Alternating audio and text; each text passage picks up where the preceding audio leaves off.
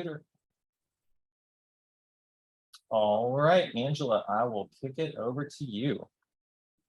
Awesome. Well, thank you, everybody. I know everyone's super busy, so thanks for spending an hour with me.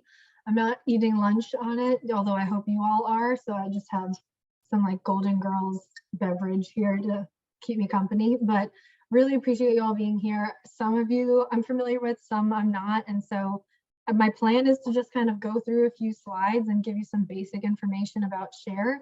And then I really want to hear from you, like learn about what you're interested in finding more about with SHARE. Any questions that you have for me or the department in general, but I'll keep it like pretty brief and then we'll just do like a Q&A at the end. I think that's how generally it's gone, so we'll keep going with that. I think, so we can go on to the next slide, Kyle. Thank you. So just a little bit of background about SHARE. What is SHARE? How did I get into this role and kind of what it means for SBP? So for those of you who don't know me, I'm Angela. I've been with SBP almost 8.5 years now. Got started as an AmeriCorps member in Queens, New York, doing Hurricane Sandy repairs, and then managed the volunteer department, then client services, eventually to director. And then after that, we closed up the New York operating site in last October. And then I was able to pivot to this awesome position, which I personally really enjoy because I get to kind of like encapsulate everything that I've learned, sometimes the hard way in New York, but then also the 1.5 decades of knowledge SBP brings to the table and share that with communities in like their most vulnerable like moment of need. And so personally, I'm excited to be in this position, and I think there's so much more we can do with SHARE. And I see like Brittany and Nicole in the chat, and like it's such a team effort. I definitely don't do this alone. And so I just like appreciate everybody's help with SHARE and for me like bringing this to so many different communities. So what is SHARE? So SHARE is the embodiment of the Yogaten rule, which just at its basic level means we can't do it alone, right? Like if you have learned something and you're doing it well, then you have this responsibility to share it with others. And I mean, very simply, like that's exactly what we're doing with SHARE. We work with other rebuild groups across the country, generally post-disaster, to provide them with the tools and resources, trainings, funding. The funding really gets them to answer me when I call them from my New York area code.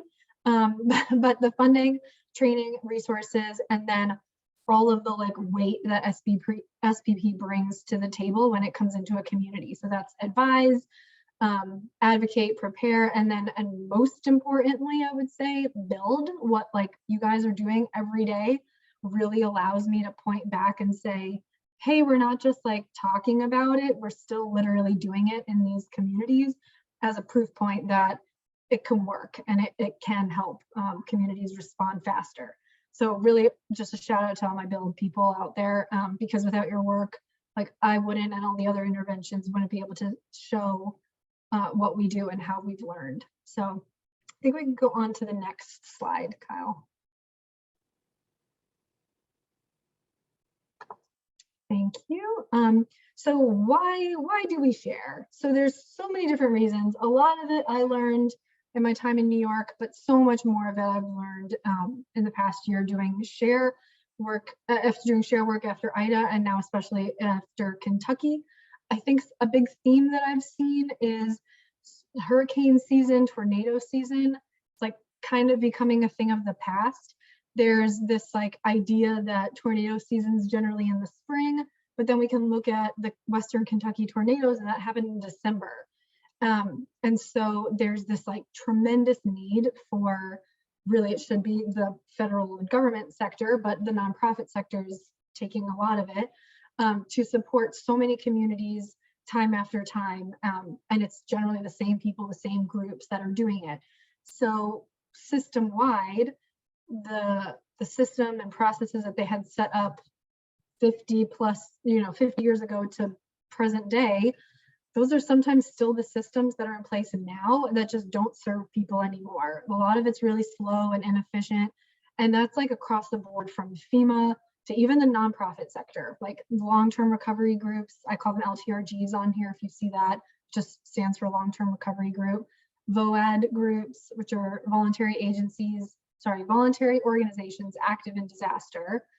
There's so many inefficiencies like across the whole spectrum that SBP has seen. And we're not saying we're the the knowledge experts in all of the areas, but there's a lot of different pieces of it that we have learned from almost 2 decades of doing it, how it could be done better, with the ultimate goal of getting survivors repaired faster. And so what you see on the left, the system-wide gaps, that kind of just encompasses all of those different issues.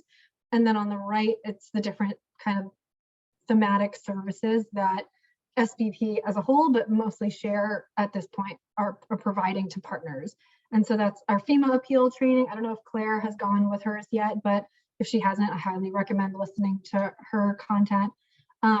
We are also able to provide funding, like I mentioned, the technical consulting services, and the training that we learned after Katrina, Joplin tornadoes, Sandy, Harvey, Irma, the list goes on. And then that all plus our Toyota production system training, which we all are familiar with, that helps us just make sure the client and construction experience is as efficient and productive for survivors as possible. So those are the issues we see and kind of like the ways in which we help. I think next slide, Kyle, thank you.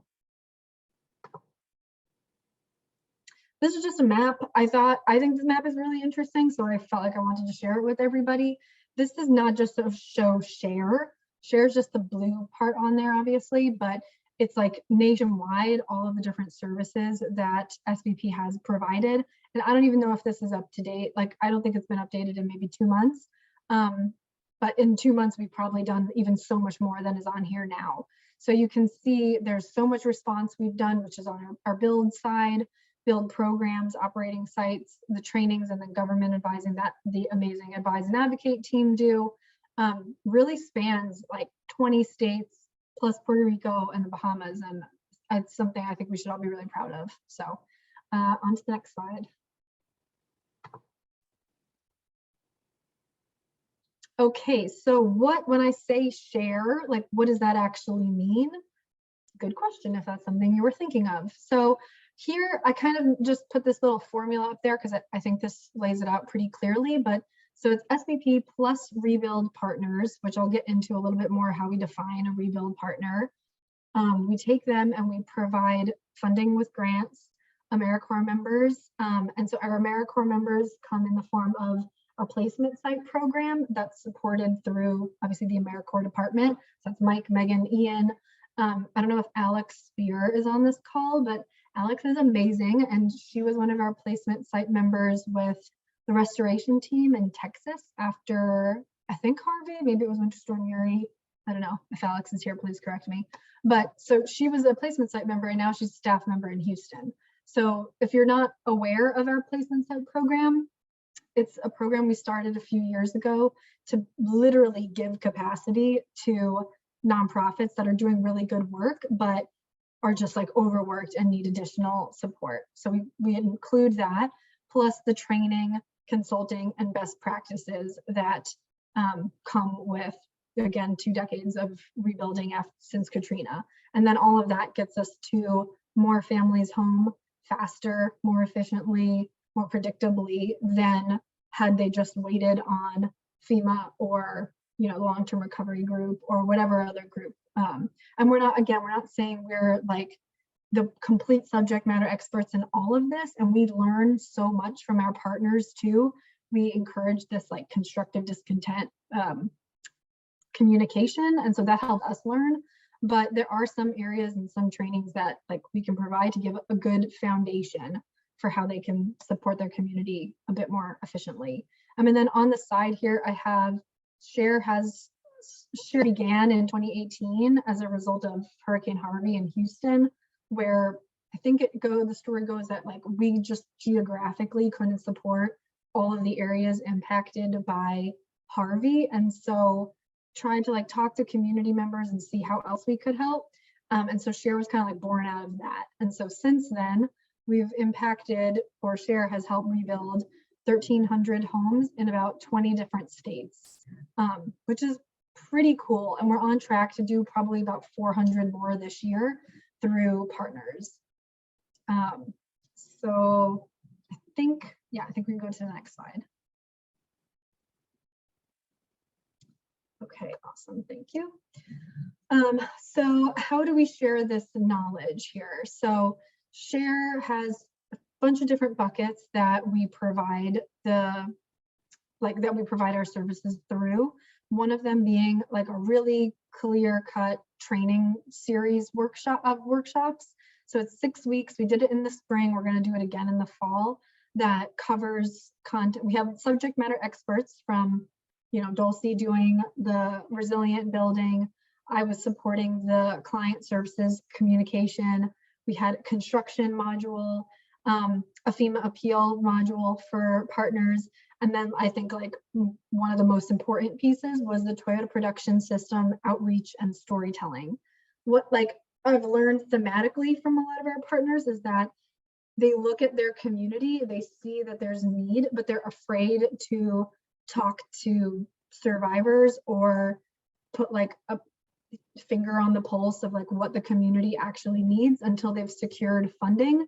And I try to reverse that thinking of, well, if you can collect data and see what your community needs in terms of like quantity of survivors plus average dollar of needs for those survivors, that's something you can go and bring to funders. And you can tell that story by, of course, we all do the client bios. I've done plenty of them, photos, before and afters, all of that good stuff. But just to flip flop that thinking a little bit, because that's like something that funders really want to see. And I think a lot of partners just don't really think about it that way. And so that plus the Toyota production system, helping them be really lean in their processes and programs so that they are able to rebuild faster, more efficiently for survivors. Okay, next slide. Hey, Angela, I'm sorry, I missed a question from Andy on the last slide. Of the 3 categories, rebuilding grants, AmeriCorps member placement, and training/coaching, what is the breakdown of resources as an approximate percentage at the moment? Good question, Andy. Very approximate. Yeah, I would say we support, majority of our partners are supported with training and funding. And I would say if they get funding, 80% of the time it's coming with training. And I would say 80% of our partners that receive funding are really interested in the training. And I mean, it's also kind of a temperature check for if that's going to be a good partner. If they're not interested in training, that might not be somebody we want to work with again in the future. But then for the placement site members, I don't know if Mike is on here, but I know it's decreased. Generally, the pattern we've seen is that partners right after a disaster, they can take like 4 placement site members. They have the funds for it. They have the need. And then over the years, especially now with Harvey, we've seen this, there's an ask for less and less placement site members. And Mike and I were just talking about this. We don't know if that's a result of them not having the funding for it, if they think they're sunsetting kind of on their own. So we're not really sure what the reasoning is, but that's definitely something that's decreased a bit. I don't know what a percentage of that would be, 25% as opposed to 75% of partners before. So maybe that's helpful. Very helpful. Okay, fantastic, Andy. Can always count on you for a good question, Andy. Thank you. Never disappoint. Okay, cool. Best practices. So this kind of just lays out more clearly what I was talking about before.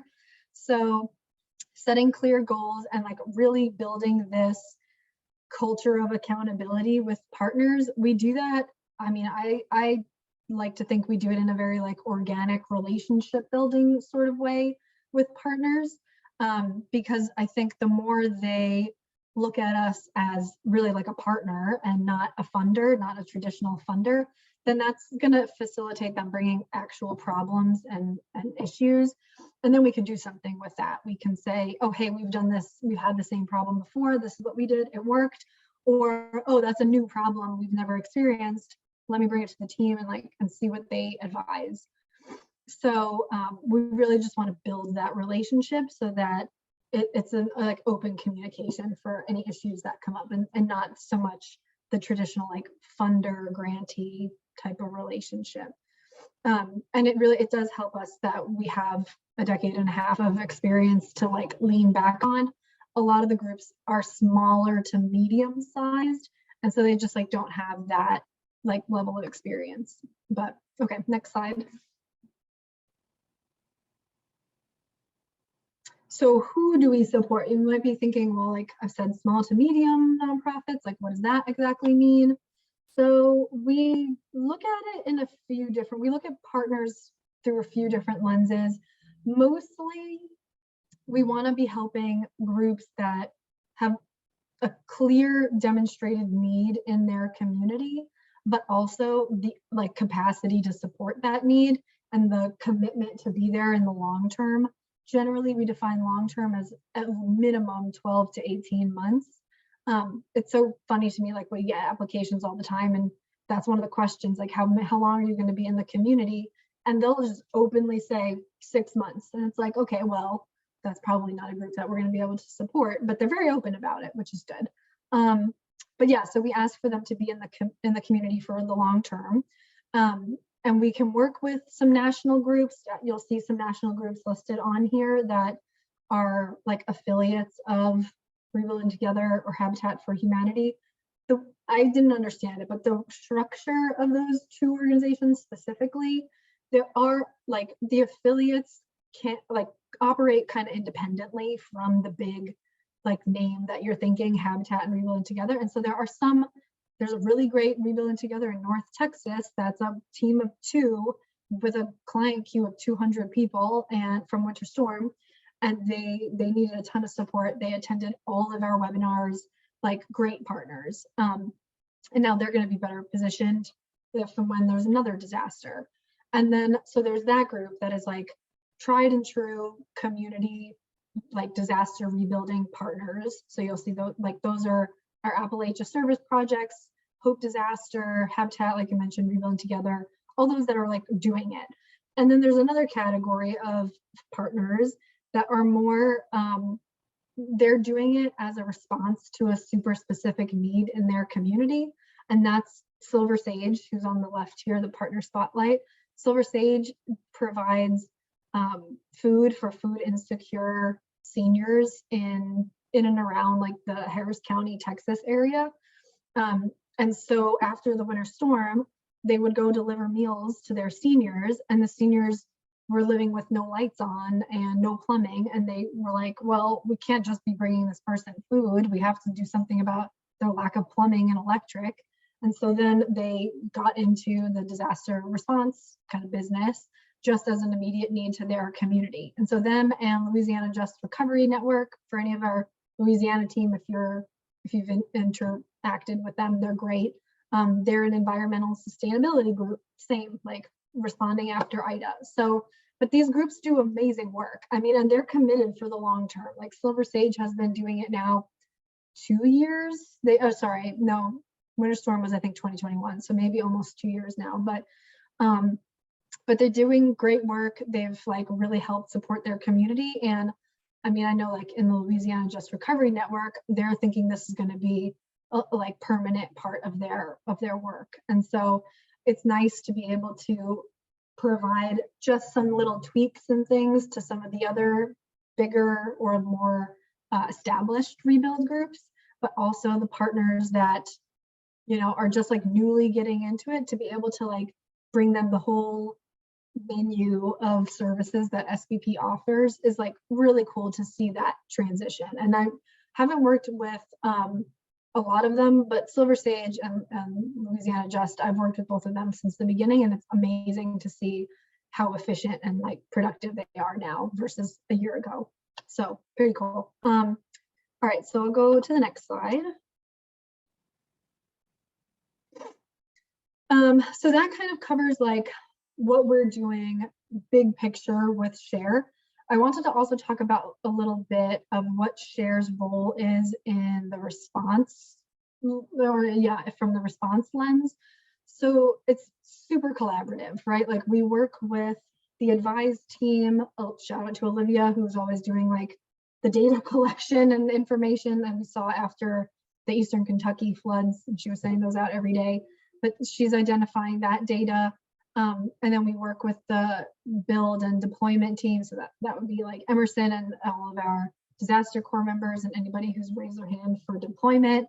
So I work within that group to map and collect all of that data so that we know which areas, which neighborhoods like are in need the most. And so right on here too, I just include the recommendations that we make kind of based on that data. And then what is really helpful for SHARE to have, and I'll get into it more in other slides, is having pre-existing relationships with community members, local or national, in that disaster impacted community makes like literally a world of difference. And I'll get into that a little bit more on the next slide, but by having those relationships, I could just call those people and say, hey, we're responding here, or we're thinking about responding. What are you seeing? What neighborhoods should we be in? And lay the foundation for like what we should be doing there. So it's kind of, it's a bit more like holistic at first, and then it like fine tunes its way into specific neighborhoods and specific partners once kind of all the pieces come together. But that's our general goal, working with the other SBP teams, figuring out how we can support in deployments, and then working with existing SHARE partners to help make recommendations and provide assessments. All right, so I had to put it in here because I just spent practically the month of August in Eastern Kentucky. So really wanted to give some background on that. But something that I find really interesting about Eastern Kentucky is because it was flooded in 2021 in the exact same counties that, I mean, plus additional counties that were flooded in 2022, we were literally invited into that community within like days of those like flash floods coming through. So what you see here is the 2021 individual assistance declared counties, the pink ones. I think they're the pink ones, yeah. And then the 2022 like side by side of the same counties plus a whole bunch more. And so those rebuild groups that we had met that were Appalachia Service Project, Housing Development, Foundation for Appalachia, Kentucky, like in 2021, got us on the ground so much faster in Eastern Kentucky than Western Kentucky. For example, in Eastern Kentucky, my Claire, who is in Kentucky right now, so she couldn't be on the call, but she gave me this data. Eastern Kentucky happened about like a month and a week ago, and she already has 78 applications for FEMA appeals from partners, but it's survivors, 78 survivors, versus Western Kentucky, where we didn't have any real like deep relationships after the tornadoes back in December. So that's about 10 or 11 months ago now.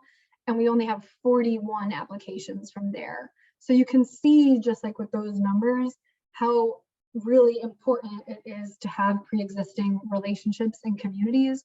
And so to that point, Claire, Helen, Liz, and I, and probably others that I'm forgetting, are working on this like blue sky mapping of partnerships so that we can see, or so that we can like gather, you know, names of individuals and entities to be targeting like state by state now prior to a disaster, so that once the disaster happens, we've already talked to them, we've met them, they know us, we know them, and then we can like work together faster than how kind of things played out in Western Kentucky. And Western Kentucky is doing okay. Like we have good relationships there now and it's moving along, but it just took tremendously longer than it's taken in Eastern Kentucky.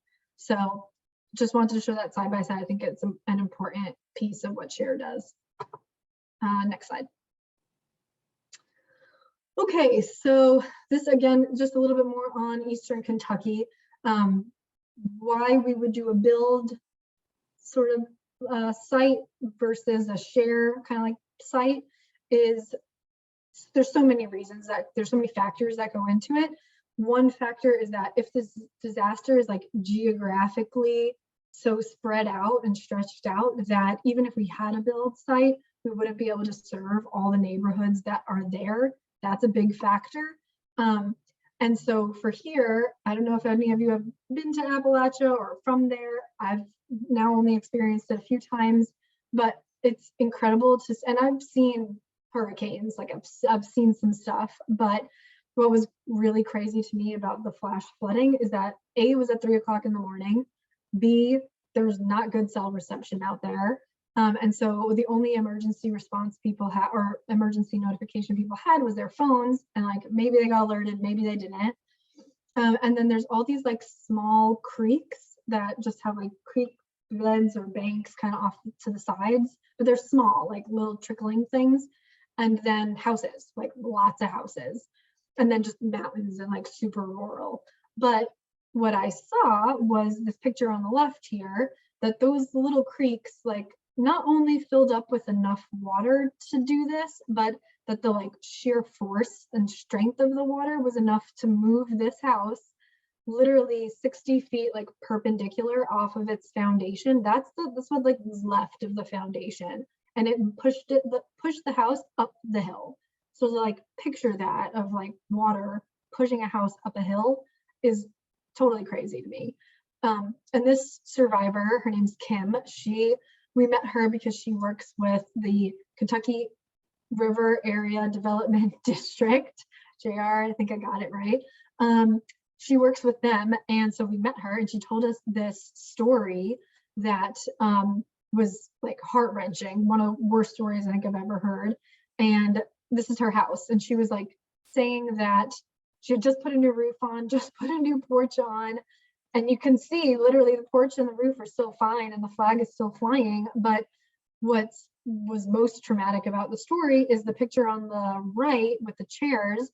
That is where her husband and her elderly 75-year-old mother-in-law, they stood on that table until the water got about 2 or 3 feet from their ceiling, which you can see the water line in the background, from their ceiling. And then they literally roped themselves together with their mother-in-law in the middle and swam out like under the door frame, swam out of their house, ducked their heads under the door frame, and then like climbed up a hill and waited there for hours until somebody came to get them. And this is at 3 o'clock in the morning. So like I couldn't even imagine. And she, just like so many other people, the only thing she says is like, I'm fine, I'm gonna retire in a few years, like I'm not worried about me, it's the other people to worry about. And like JR and Claire, when we were there, everybody we met, that was like, that's what they said. So it's that like spirit of resiliency that makes people be able to kind of weather this, but also makes them really resistant to FEMA and outside support. And so it's so important that we have local partners there that they already know that can help them. And it's important that SBP support them through share versus like set up, a build site that they wouldn't maybe trust anyway. So I just wanted to kind of wrap it all up in the Eastern Kentucky flooding. And then the cars, that's like nothing. You see that all over the place, the cars in the streams like that. But I wanted to bring that to everyone's attention also. So I think we can go to the next slide. Okay, so just a few more slides and then 2 more slides and then Q&A. But so this is a little bit about our National Share Fund. It's our first time that Share has provided a pot of money available to basically the whole US. And it was available for individual assistance and public assistance declared counties. And so we have about 800,000. We received $6 million worth of asks from partners, which is not surprising given the number of disasters in the past few years.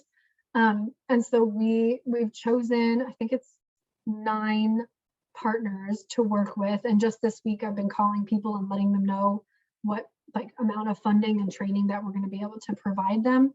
But I mean, it really runs the full spectrum. I was talking to someone this morning in Oklahoma that we're going to be supporting. Yesterday, I talked to a group in California we're going to support.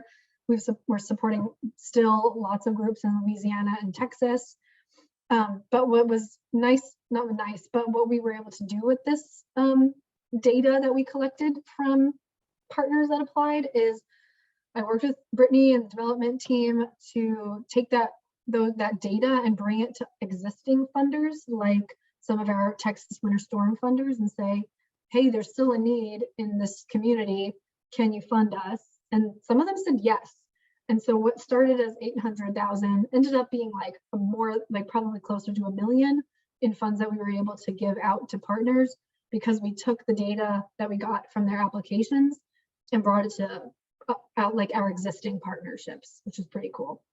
All right, I think next slide. So the future of SHARE, I think it's a really bright future. I'm super excited to be part of it. So mostly excited to have some additional support. You probably saw the job posting that was recently posted from Courtney. And so excited to have somebody else to help with the just like general maintenance and development of the SHARE program, because I think there's so much we can do with it. There's so much we can do with it. So I'm excited to have somebody else to support. There's this like blue sky partnership development that I mentioned. That's going to take time. Like we have to put all of that research together, and then we have to go and contact all those people. And so Claire and Helen and I and Liz and a bunch of others are working to put that together. But I think that's really going to be the future of our relationship building after disasters and getting us into those communities so much faster. And then building on the existing coalition and like groups of partners that we have to support the most underserved homeowners across the US. We're building in our values into the applications. And so you might be confused about that. Literally what that means is when somebody receives funding from us, if they're still within the window of their survivors being able to apply for FEMA or appeal FEMA, we're requiring them to put all of their survivors through the FEMA process, through our FEMA process, or we can train them and they can just send us the data on it. But right there, we're trying to move the needle to get like nationally more folks aware of getting survivors their max award from FEMA as much of a max award from FEMA as possible, to like kind of decrease the burden or the weight on the nonprofit sector, because it's ultimately FEMA and DR funds that should be supporting survivors, but we have to do that very slowly and by like making it a requirement of our partners. And then lastly, fortified building. I don't know where you all are across the country, but I think we do fortified pretty much everywhere. And it's just that extra level of resilient, safe homes that then also could reduce, insurance premiums. So we're gonna require and utilize that for all of our SHARE partners also. So I think next slide, and that is all. I feel like that was a whole bunch of information, and I just talked a lot. So if there are questions, like please feel free to unmute yourself, and I'm happy to talk to you guys, or you can put it in the chat if you're more on the shy side. But I feel like most, yeah. Right. I have a question. Okay. Okay, so there are organizations in our service area who have received SHARE dollars. And I know that there's a, it's been put in front of me that I really need to make sure we're not duplicating benefits, so that like if I get a referral for someone who might be served by our older adult home modification program, that we have to ensure that somebody who has not previously had storm related repairs that were funded by SHARE. How do I find that out? Yeah, that's a fantastic question, Laura, and only because I know like exactly what you're talking about, it's easy for me to answer. Okay. We can talk more about that offline if you want. I don't know if John's on here too, but we can all talk. But basically, it all generally kind of comes from the same pot of money sometimes. So build and share, there's like overlap in terms of the money that comes, like the funding sources that come in and then how it goes out. Right. So we don't want to use, say, like ABC Foundation's money twice on the same house. Correct. Because obviously that money should be going to another client too. Right. And so to find out, I mean, I collect addresses of every home that's done by a share partner, but not until the final report. And so once they submit the final report, then I can see, oh yeah, these are the addresses they did. Because up until that point, they just tell me how many homes every month that they finish. Okay. But probably you and I should just be working together, like with those partners and those addresses, to make sure there's no duplications.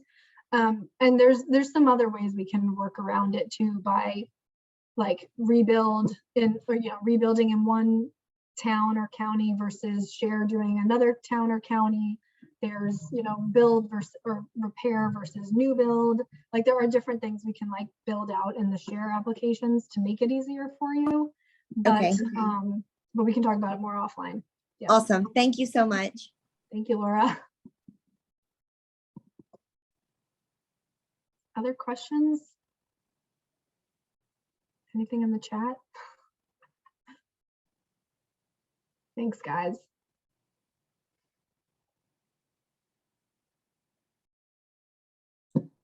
Nothing? I think Andy had to leave, and so now there's not gonna be any questions because Andy left. Nicole has something. I don't have any questions. But I think you did a really good job. I am actually eating my lunch, so I'm off camera. Good. But I think there aren't many questions because you did a very good job. Okay. Well, thank you, Nicole. I see all the love in the chat, which is very sweet. I appreciate it. Well, okay. I mean, I guess if there's no questions, Kyle, I don't know. I think that's it. Angela, thank you so much. Really appreciate it. Everybody, thank you for joining. I will send out the video via YouTube link later today. Hope y'all have a great free Friday. Cool. Thank you, everybody. Bye. Take care. Bye-bye.